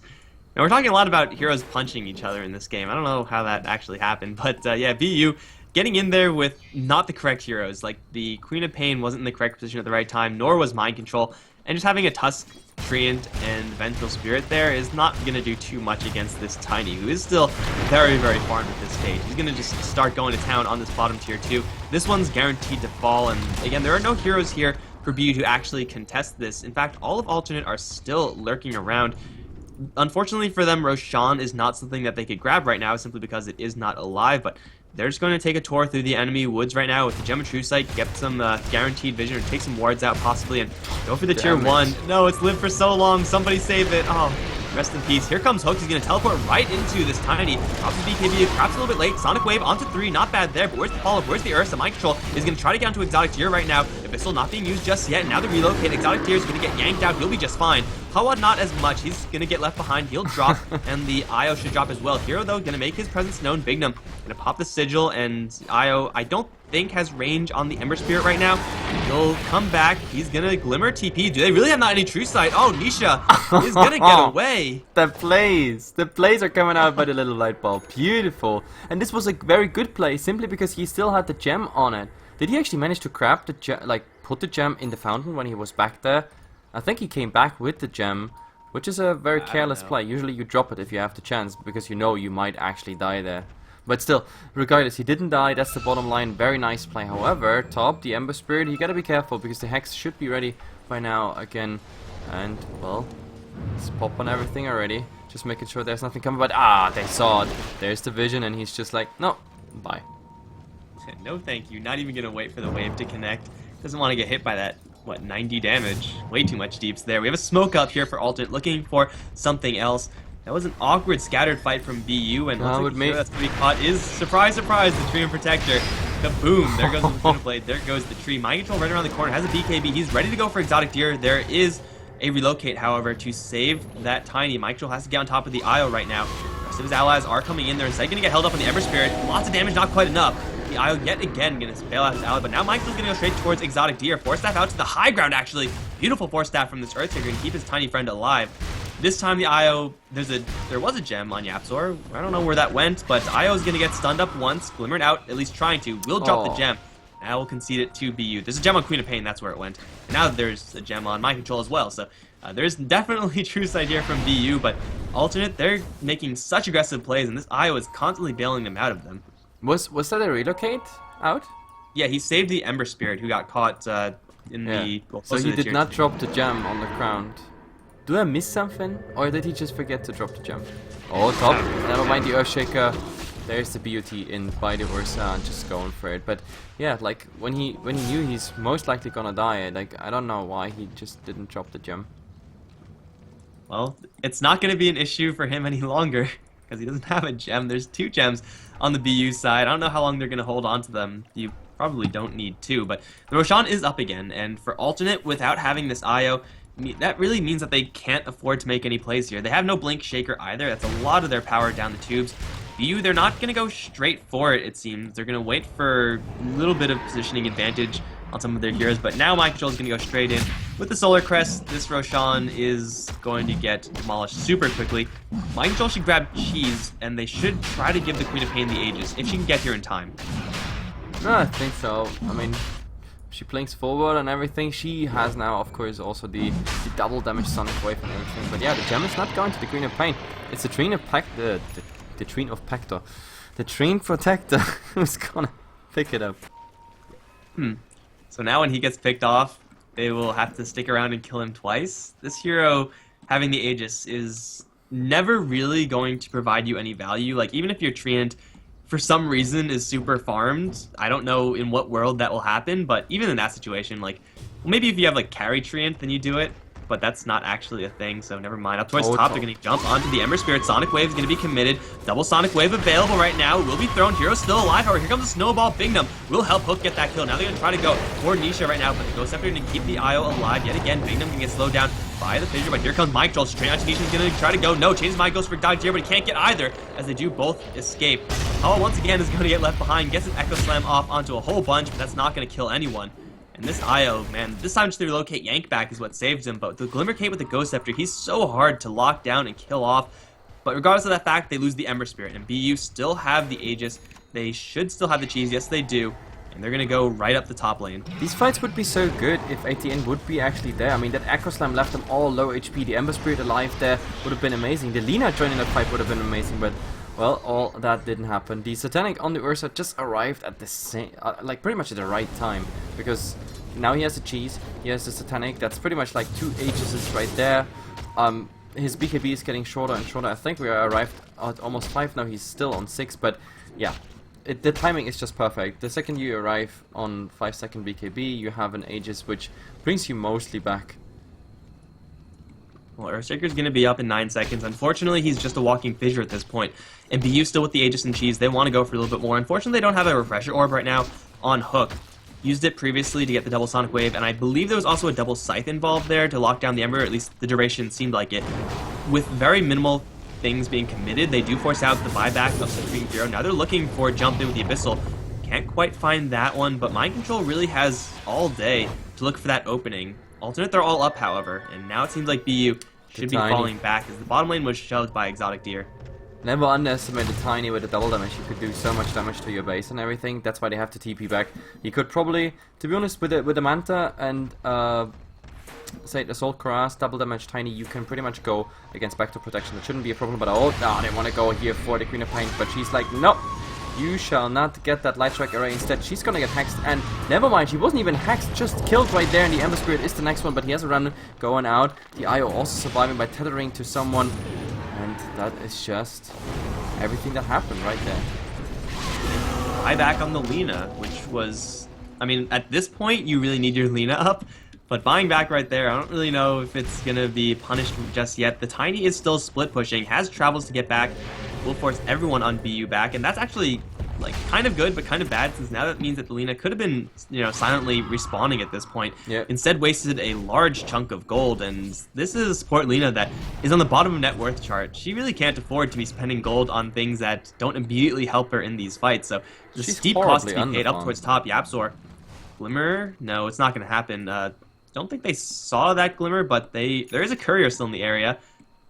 It might have flown over this eye. It looks like it didn't. It'll deliver a Demon Edge. That should be an MKB. No, Daedalus, rather, on the Tiny. There's also another gem now on the IO. Dropped in the TP for the gem, but man, I'm really afraid he drops that gem too. Let's hope that's actually not the case. There is a nice little tiny army here.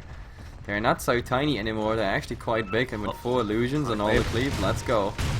They're going to find an opening onto Hala right now. Refresh Sonic Wave is primed and ready, but she won't even use it just yet. BKB's actually popped as a sheep stick onto Hero. Toss Hero into Nisha. Okay, that's a way of saving an ally, I suppose, but it is Lina and Earthshaker to die as they are caught really just unprepared. You don't expect BU heroes to be right here, but BU, they're walking around with almost full vision on the top and mid lanes. So if anyone is in that area, they will be spotted, and BU capitalized on that super quickly. Absolutely, and well, to be honest, I mean, Alina is underfarmed on everything, and she just bought back for nothing, so there's pretty much no chance that she's gonna pick up anything with 132 gold. We have Come With Me showing himself under a tower. That's also very interesting. He's just grabbing more and more vision. I mean, this is just ridiculous. At the moment, you have like a complete full circle from vision to vision. They're trying to deward in some position, but it's not even deward. Like, that's deforestation. I don't know, you gouge out eyes, and these are eyes in the forest, right? That's what they're called? Nah, You that's gouge? No, that's not good. It's a little bit bloody for chopping down trees. I don't know what you want to call it, but either way, the vision is restricting. Up towards top, Exotic Deer going to get into a fight with Bignum. This Tusk is super tanky with his suite of supporty items. Mind Control is coming in hot. Bignum looking for the Walrus Punch will whiff as the Tiny does blink away. But the tier 2 tower in the bottom lane is going to be the casualty of war here, and now we have Come With Me potentially on the hunt, but he's going to run to an Io with a gem. Not in vision range just yet. Now he is, and now he's spotted, but they actually want to go for Autolus. Reddy's just going to pick up Alina instantly. Taking a couple hits from the Tiny, doesn't really have that much to fear here. Where's the Ursa? Doesn't have travels in, but still, the Queen of Pain, yet again, gets a free kill on this Lina. Yeah. At the moment, it's really like they feed on the weakest links of ATN and lock them that way completely in the base, or not even completely in the base, but just the fact that, man, they could have such a good 5-on-5 fight. I feel like sometimes, I mean, I said it already in the top lane, they looked so good, but Come With Me here using his ultimate trying to get out, but there's just no way he's gonna make it. Or is there? No. Snowball forward, want to go on more, but they already blinked away. Now Ursa, show what you can actually do. He's trying to lock on that Tiny, but now BKB is fading in just a second, and is there any damage? Heflamoke helping him up at the moment, and look at this nice Echo Slam, and the punches are real, but he's using cheese back to full HP. The IO so low in HP at the moment. There's the snowball forward, and even Hava going to die right there. This is the second gem lost. The Tiny has to buy back, and it's gone into defense mode pretty much. The Queen of Pain has a sheep stick in 20 seconds along with a Sonic Wave at about the same time. That in and of itself is going to make this super difficult, and the fact that they just lost Lina to like 2 shots from the Ursa doesn't exactly help either. Ember Spirit, Tiny, the heroes that they need to keep alive if they're going to take this fight, but they have no IO alive, they have no Echo Slam, so it's only just going to be poking and prodding. They're going to try to go for the Queen of Pain, positive BKB though. Snowball is there, I don't know who it's going towards, probably for Hero looks like, no it's not, but Ursa is. Ember Spirit's going to jump out of there, will be just fine as Bignum now is overcommitted. He gets tossed up, going to take quite a bit of damage, and he will get dropped. Mind Control with the help of Io trying to go for range racks, trying to get something after all this, and he will grab that objective, has a BKB, has Glimmer Cape. It looks like he should be able to slip out of there unnoticed. He used the cheese of that last fight, and he will get tossed up actually. He has a BKB, so Exotic Deer has to be a little bit careful. Mind Control dropping very low, however, has Satanic. He's going to turn around with that active, just go straight towards Exotic Deer, but now realizing he can't light enough, he's going to retreat, but another Sonic Wave is going to come through. That won't kill off anyone, in fact, it'll only kill off Hook, and it will be Yapsor to try to get out of there. Blink to the other side, will get chained out of his TP. He's going to jump forward, grab that kill. No, Yapsor swaps to the other side, actually. Is he really going to escape this? He has a Blink Dagger, but no TP. I don't think he can, but man, that was some pretty slick plays from the Vengeful Spirit. They only lose the range racks, so for alternate, they do hold. And Come With Me, this is not really a great spot for you to be in right now. Elisa looking for an angle on this tree. Working with no vision, however, there is an Ember Spirit to the north. Does he have a gem? He doesn't. So Come With Me will now going to get hit with some spirits. Now get lifted up. The gem is on the Isle. He'll fall into no LSA. It's actually completely whiffed, but now Come With Me hit with the fissure is going to make this full 5-man wipe in favor of alternate. EU, they overstay their welcome and then some. Oh yeah, and the Mikelorus didn't go down, but man, that was one of the most hilarious swaps I've ever seen. Like, all 3 of them either blink or remnanted forward on the other side the same second he's swapping the last one who's left, and he almost makes it away. That was just next level play by the Vengeful Spirit. Tiny knows that Roshan is up, and yeah, he already wanted to go in earlier. Now he's really going for it, but who is actually there to grab the H? Is the 90H just grab the cheese or eat the cheese right away? I have no idea what he's really trying to do with it. They could go for the IO. There is of course Quelling Plate. He can drop easily, and now yeah, he's coming. He has to heal that Tiny big time though. Tusk is right there, scouting, seeing him, but the heals are already arriving. There's a regen rune there, so infinite heals with overcharge up. I think overcharge drains you fast enough so that your regen is gonna, be balanced. I'm not an IO player. They're gonna catch Yapsor actually. He's glimmered, so he's gonna survive for a little while longer. But he needs a blink out, and he just can't get it up against an Ember Spirit. He will end up falling. Bignum's gonna get TP'd upon by the Ursa. They're gonna look to go in. They see Exotic Deer, however, the Ursa gets tossed up, can't get TP yet, and they're gonna get chopped to shreds. That's the Tusk dying immediately. Mikelorus gonna grab the Aegis, but to what end? He has no BKB, so he's gonna have to blink out of here straight away. But an avalanche over the top should disable any possibility of that happening. No, it's a little bit late now. Here comes Hook. Sonic Wave over 4. He doesn't have a second one just yet, so he will have to back off.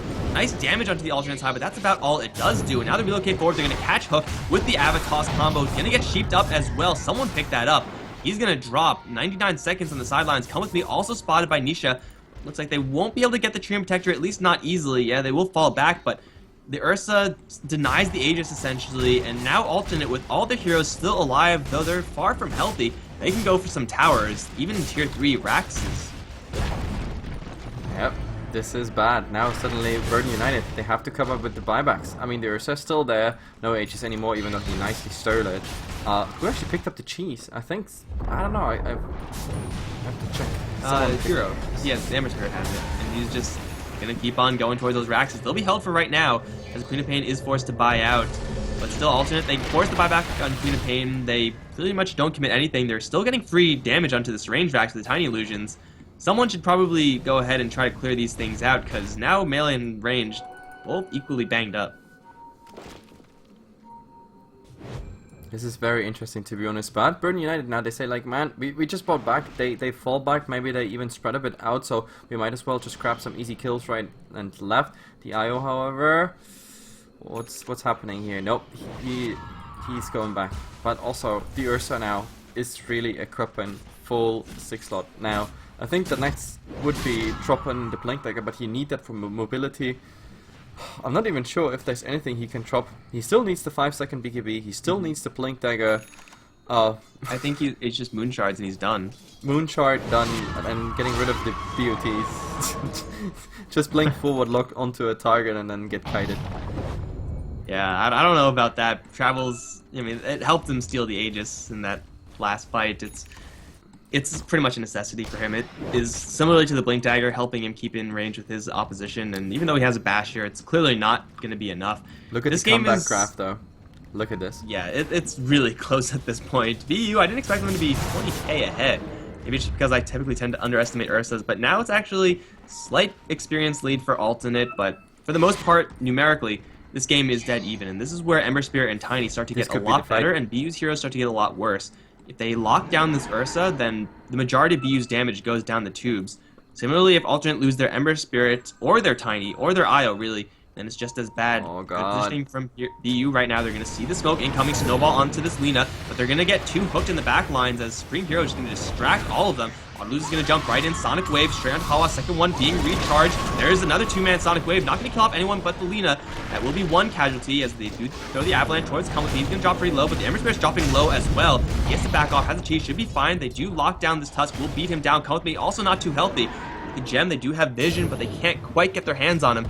Loose Hook still chasing after Hero. Where is Mike Troll? There he is, jumping towards BKB. Looking for Exotic Deer, but he does blink dodge that stun from Yapstor. They do take down the tree on the way out. They just don't have enough chasing power right now. Hawa's going to get probably dropped by Hook, but that's an acceptable casualty at this point because the Exotic Deer Tiny is still swinging. He's still very healthy. He's going to go straight towards Yapstor. Mike Troll going to look towards Nisha in the backlines. Will assassinate the Io. Now going to try to go for Hero. Will grit that kill as well with Satanic. He's now looking towards Exotic Deer. Sonic Wave again up from Hook. They'll take down the Tiny, relocate in from the Io. It's going to help out, but I don't think it's going to be enough. They'll take down the Tiny. They may even lose the Io who just bought back. The escape path is walled off. He has just a couple seconds. I can't even see it because of the Furious Swipe, but he will go down. It's an ultra kill for Mind Control. And alternate get completely wiped. That is bad. The buyback on the IO and then dying to it, that was just horrible. Now the Earthshaker is trying to do something.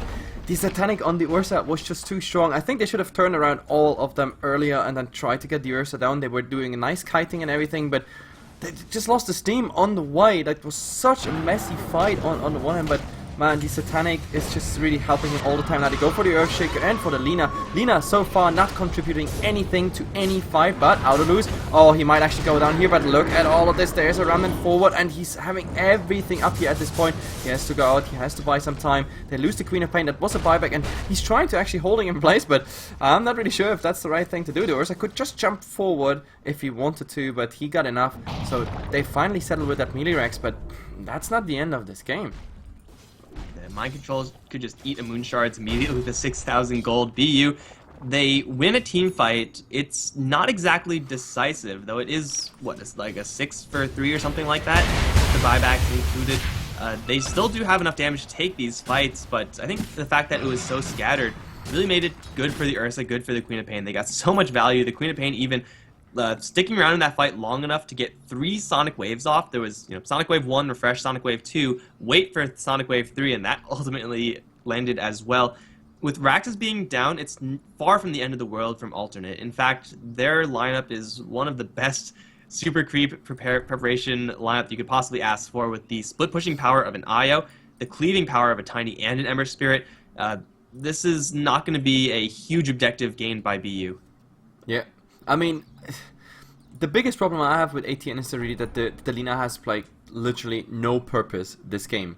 Like in every fight, she dies before she gets a single spell off. Sometimes she tries to make initiation with a Yule Scepter, where it will be answered with the BKB. So for the sake of baiting the BKB relatively early and then maybe resetting the fight and going again after it faded, that's maybe something she achieved this game. But everything else, I mean, the problem I have is also her positioning, because right now she was in a position where it was always, she was very much in the front line. She's just getting blown up by the double Sonic Wave, for example. If she was in the back lines and could have helped, for example, immobilizing that Ursa in the top fight, and then even putting a level 3 Laguna Plate in just for the surprise damage so he can't come up with the Satanic, then she would actually find a role in this game. But at the moment it really feels like a 4-on-5. It's just because Burden United, they really know how to blow up Alina within seconds, and she has no items to actually prevent that. Like, if you lock on with magic damage, she's dying. If you lock on with physical damage, she's dying. Because she uses mostly the Yule Scepter in an offensive way, or has it still on cooldown. And that Glimmer Cape with 2 gems, or 3 gems at the moment on the board, it's not gonna do anything except for magic resistance. And most of the time, it's the Queen of Pain to be doing that damage. So, though Glimmer Cape most of the time would save you from being assassinated by, physical and magical damage to some extent, the Queen of Pain doesn't really care. Sonic Wave is doing the majority of Lina's health pool worth of damage, and it's just the Queen of Pain. She really just has it out for the Lina. Like, most of the time, Lina is, not in the cleanest position. No one's going to say that she is in the best position, but the Queen of Pain is usually just jumping with the Scythe of Ice, using the Sonic Wave, and even if the Sonic Wave, like the primary target of the wave, is someone else, Lina's always in the crossfire. Pretty sure every single time has been in the crossfire. So look at the buyback board, not by in the the way. right place at the right time, needs health to survive it. But when she's dying this often, I don't know if she can actually buy any health. She has to, of course, keep the ward vision up and stuff like that. Courier, yeah, what was that doing there? Grabbing observer wards? I have no idea, but the buyback chart pretty much states also, the state of the game. Only 2 buybacks on the 2 central cores.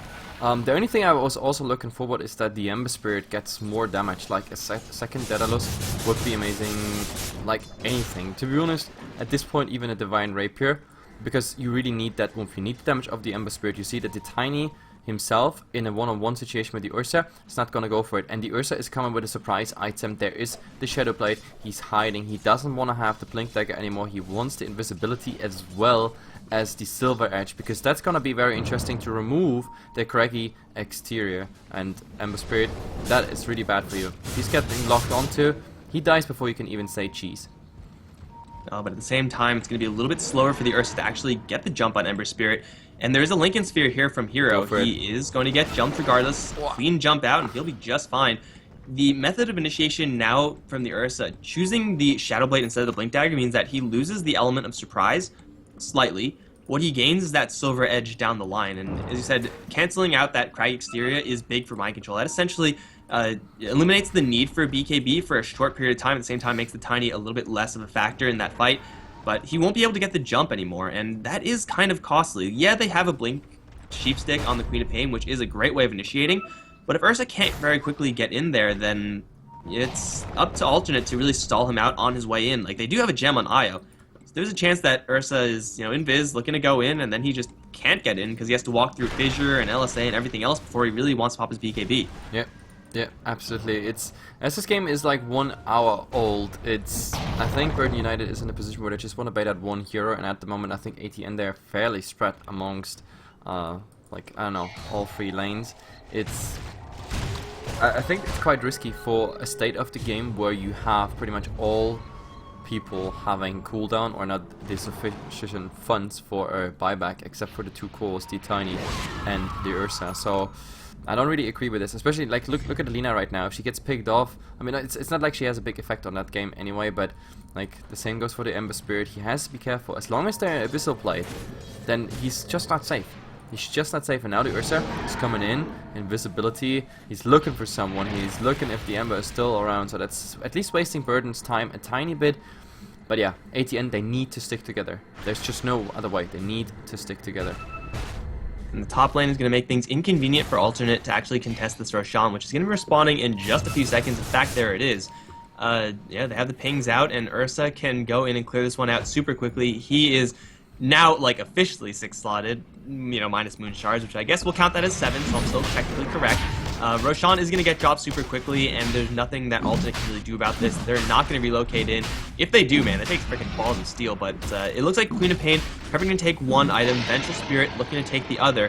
It's going to be Aegis for Quap, Cheese for Tusk. Yeah, Cheese for Tusk, so he is still going to remain super survivable with his very fair and balanced 32 armor, with no, you know, substantial armor items in his inventory. I guess Solar Crest is kind of that item, Mech kind of that item, but yeah, this is a super tanky Tusk at this point, and now with the Aegis Cheese, it seems like BU, they want to smoke, however, they don't include Hook in it. He is just a little bit too far away. It seems like they want to use Hook as bait, but at the same time, Alternate should see this one coming from a mile away. To be honest, if it wasn't about the Refresher Sonic Wave build on the Queen of Pain, I would have said like the Octoric Core. It's not really what I wanted to say, but well, they say hello in the mid now, and we have to see what's actually coming. There's the Ember Spirit. He can actually do a lot with Slide of Fist there. Look at this. He's cleaning out everything just like that, and the Queen of Pain also taking damage there on the way. Oh, mind control, they could still try to, you know, hit the tower against Back to Protection. That should grant them some slow siege here and there, but no one is at the moment strong enough, at least alone, to actually punch through it. So they have to wait for the next creep wave. If the Ember is really fast, he can kill the creep wave at a point where, yeah, it's not really worth it. But now they know it's off, and Cliff not even used. They need it for the racks, and the Ember needs to get the harass in. Top lane is being pushed by the IO Tiny. It looks like BU will not be able to go fully for their push. Come with me at the very least. Is going to back off, of course, from the way, but jump in. They actually swap out Elisan. Once again, the Lina is going to drop. Okay, that time there's just nothing you could do against a blinking Vengeful Spirit. Like, it doesn't matter how far back you are, you're going to get swapped out of there anyway, and she will drop super quickly. Come with me. He's Charger's holding the top lane, but man, with Ember Spirit and Earthtaker still being here, it's so difficult for BU to get in, and this is where the Ursa's item selection of the Silver Edge, or I guess the Shadow Blade, is going to become a lot worse, because in this situation, it's really hard to get in there with Invis simply because there's so much True Sight because the tier 4 towers are up. This is really where you want to have a Blink Dagger, so you get right on top of Hero, blow him up in an instant, and then move forward for the rest of the heroes, but he's now stuck on the outskirts waiting for Alternate to make their move in first.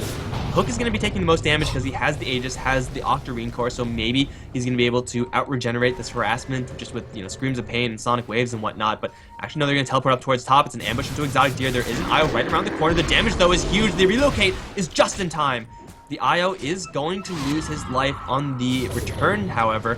Auto lose Hook in a little bit of trouble, however, gets Sheep Stick onto Hawa. Sonic Wave number 1. I think clips on the Earthshaker, and he's going to lose the Aegis immediately. Bignum is still around, and the Queen of Pain is completely surrounded now, is going to respawn into a lot of damage, but not lethal damage, as they do actually swap him out. Yapzor is going to be the price of war here, and Bignum as well. Can't even get his cheese off. I think it was the Craggy exterior that stunned him up. Now they do see Hook. He has another blink out. He's going to get down to the south, but still he's being chased out right now. He has no TP, so it's up to Hook to make the sick jukes. He'll blink down to the left side, and now Hawa has an angle for a Fissure, which will connect. LSA, it's going to land after the Fissure. It should, and Hook is going to die. It's a 3-kill for Alternate. Yeah, they lose their IO, but the split pushing power of this Tiny is keeping Alternate's base intact. Actually, I think they kind of missed even some window of opportunity there to do more on the tier 3 tower. Now the tier 3 tower was healed up pretty much by living armor all the way. I think they could have done more, but they were not sure where the Ursa is. It was nighttime when they started the siege in the mid, and the Ursa was holding back to a point where this one is just not possible. However, now they could actually get something in. Looking at the buybacks, almost every single buyback is ready again. This is why we have all this action. Come with me. He has to be careful. He's coming here in the back lines. Do they have any vision? Anything? The Ursa's coming in. And look at this. They wanted to go for him already, but that didn't really work out in the end. He's just getting stunned. Just like that. Queen of Pain buying out. Bignum buying out. And this pretty much is just, yeah, the retreat horn already. it's right now kind of risky to buy back like that. BU, they want to be aggressive right now because I mean, they should have still have the cheese. Yeah, they do still have it on Tusk, but they really can't afford to with the buybacks now being on cooldown for 2 heroes. If they lose another fight, if Hook gets chopped down, then it's just all over for them. Travel up towards top with the flame. Come with me. Gonna pop the Lincoln Sphere, looking for the Abyssal Blade. There's Sleight of Fist, Mind Control, jamming that Abyssal button. Can't quite get it in time. Even uses his ultimate there, and Hero gets away, albeit slightly. Oh, Courier as an MKB will fly safely over the trees. And the rest of BU, at least Mind Control, he's still up towards top. Here comes the Fissure. Gonna land. The Silver Edge is there, holding Ursa invis right now. There should be True Sight. There's a gem right now in the IO, and they will throw everything towards Mind Control. He's down with a buyback, but still BU may have to use it. They don't have any split push going on. They are just not fast enough to split push compared to Alternate. And Alternate could just barrel down the top lane and look for racks at this point, force the buyback, and then retreat. Yep, to be honest, I don't think they get to push because in the mid you already see what they're doing. Queen of Pain even using her Sonic Wave. This is coming down to base race. I really have my gut feeling tells me this is gonna be some really close shit with the base race. I just have a very distinct feeling. They definitely need the Ember because the Ember can take out everything with the Sleight of Fist. The Lina, of course, is not really useful there. They actually TP back, and now there's a swap on the Tiny. Hunter already used. That was tiny bit early, of course, and now he's getting hexed up, stunned, Walrus Punch, everything. Is there something to take him out? No, Io is already out. I think what happened is that Io, he was prepping the relocate. He had a hero right behind him, but I think it was the Walrus Punch that kind of like moved the Tiny's hero model so that he couldn't click on his Tiny, because he relocated out just by himself. He had a chance there, a very easy chance at that, to bail his Tiny out, but he just completely botched that one. The entire I think that's game, the only plausible explanation. Yeah, the entire game he was really making so good plays when it comes to relocating people out, and now in this crucial phase, like where, you know, everybody's getting nervous, the buyback status is pretty much everything that determines the game. Now he suddenly makes these tiny little mistakes that can really cost you the game, because the Tiny here surviving, having the buyback, in the worst case scenario, that would have been so amazing. I still think they could probably hold long enough back to maybe wait for the normal Tiny respawn, but they're in closing already. All 3 lanes are at the moment getting pushed in, especially top is problematic because it's pushing on its own, even without your doing. But still, it's only 30 seconds. Maybe they make it. Well, it seems like BU aren't really pushing super aggressively. Like, Ursa's up towards top. He can't really find any good angles of initiation because, again, he has a Silver Edge and not a Blink Dagger at this stage. And, well, BU, they're going to find a double damage rune. That's certainly a nice one to have, but usually when you kill off an IO Tiny combo like that, you want to get at least a tower off of it. And there aren't many towers left to take, granted, but still, they have not really gotten any objectives off of it. They got a minor amount of farm on these heroes, but at this point, the farm is not even going to be super relevant. Like, Queen of Pain even is closing on to being fully 6-slotted, which I have not seen in a hell of a long time. Is this a full 6-slot? Yeah, it's level 2 travels on Hook right now. She's gone for like this pure caster build, and that's fine, but maybe it's time for her to consider slowly starting to ship away these items and trying to get some more damage on the line. Getting a Daedalus can up her damage potential by such a huge amount, but Moonshard's Daedalus, perhaps for her, like BU, they're slowly running out of slots. Well, the good news is, of course, no buybacks spent on ATN side, which means the next fight, if they win the next fight, this is ATN's win.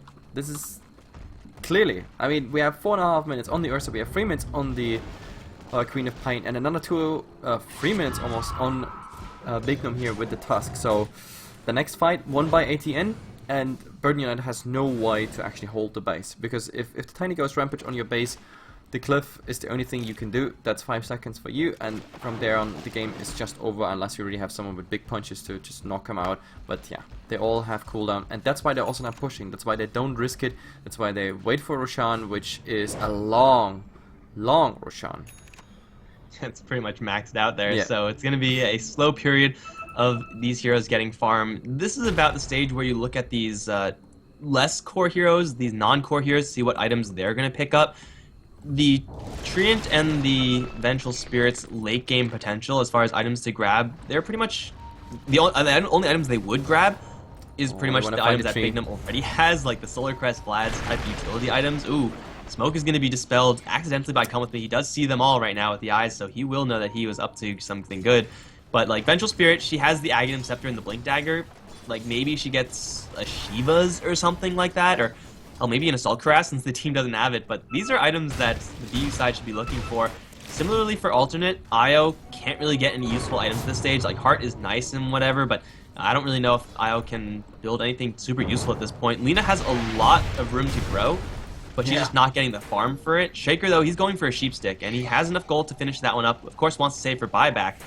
Is that on cooldown? No, he just doesn't have Lina enough actually gold has money to buy stuff. Like, even to buy stuff plus having the buyback. But ATN is like, guys, we're going for it. We're just pushing. We're just going in. So, brace yourselves, guys. This might be the fight. If they commit, and if they get racked, then Burn United has nothing, absolutely nothing in stock to hold this. So range tracks is an easy thing to get down. They even bait the cliff already. Okay. Well, I mean, it's a decent glyph. It's preventing a lot of damage, but range racks will fall nonetheless. Gotta wait for this Ursa to jump in. Ice shards are there. Mind Control's gonna close in. Swapped out from Exotic Deer, however, so Yapzor, or Mind Control rather, is awkwardly stuck there. Dream Hero's also doing quite a bit of damage. Short relocate out from Nisha. They toss the Ursa back just a little bit as Pelmethy gets stunned on impact. Can't get his overgrowth up. They take down the Yapzor and a blink forward from the Ursa. Will get a huge Echo Slam. Hook, it has to blink out of there, but they have no buyback in the Ursa. That's game. Alternate with just one single Alpha Strike, one great Echo Slam, they just take the win. That was so anticlimactic. That Echo Slam just holding them all in place, holding them really all in place. The Ursa was just about to retreat, but then he was stuck with all three or all two of his mates, and the others were just cleaved down. And Tiny was like, "Oh, nice! Look, it's on the silver tablet for me," and just going for it. Absolutely amazing. This was such a, I don't know, stalling time, Roshan buyback status game. What a thrill, to be honest, and ATN actually do it. And then it ends without any buybacks being involved whatsoever, just one clean team wipe. It also was a little bit unfortunate for BU. They kind of miscommunicated with that swap in. Like, Ursa was right on top of the Tiny, but then suddenly he was right on top of Eventual Spirit because of the swap. They blinked him with a Treant Protector, but he blinked right into a stun. I don't know whose stun that was, but he was mid-overgrowth cast, which wouldn't have salvaged that fight, but it definitely would have helped. So Team Alternate Attacks, they grabbed game one after, you know, only 70 minutes of gameplay. Only, yeah. Anyway, guys, this means we're going into game number 2 here. Of course, ATN versus Burden United. Burden United have to come back. I mean, the first half of the game was completely in their control, but then the finisher, it just lacked the finisher, and then some unfortunate fights, and ATN came back with the IO Tiny. You cannot underestimate the late game there. So, guys, that's it for game number 1. Game 2 will come up in about 5 minutes after some ads and everything. And also keep in mind, since we couldn't do the giveaway yesterday, so there will be 2 Razor Black Widows flying out today to the viewers. So we will do that after each series. So hang in there, guys. Be right back.